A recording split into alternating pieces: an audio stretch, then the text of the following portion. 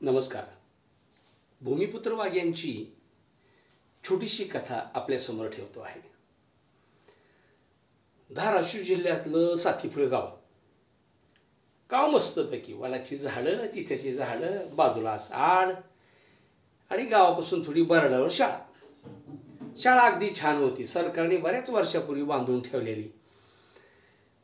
थोड्याशा उन्हाच्या झळा वाढत होत्या आणि बरेच दिवसापासून शिक्षक पण जायचं यायचं इडशी म्हणजे भलतीच लांब ना.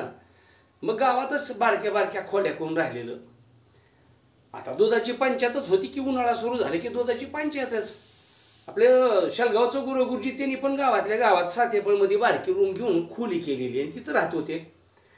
दुधाची अडचण म्हणून कुणीतरी म्हटलं, अहो ते वाघमारेचा कांता नाही का, त्याच्याकडे म्हशी आहेत, त्याच्याकडे विचारून बघा बरं, जरा दूध मिळालं तर मिळालं.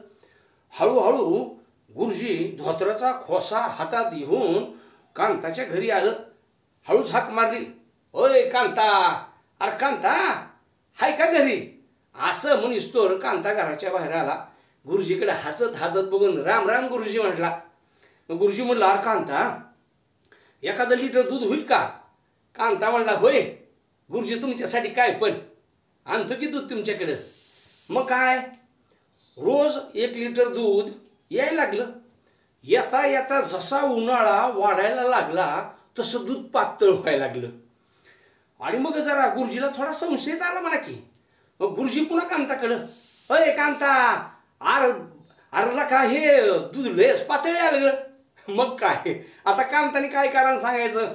काय गुरुजी म्हणला, म्हशी दिवसभर त्या डुबीत बसत्यात, खात्यात घरातलं, डुबीत बसत्यात आणि टारकावून पाणी पित्यात आणि म्हणून तर दूध पातळ यायला लागले. कांता तिकडं गुरुजी इकडं.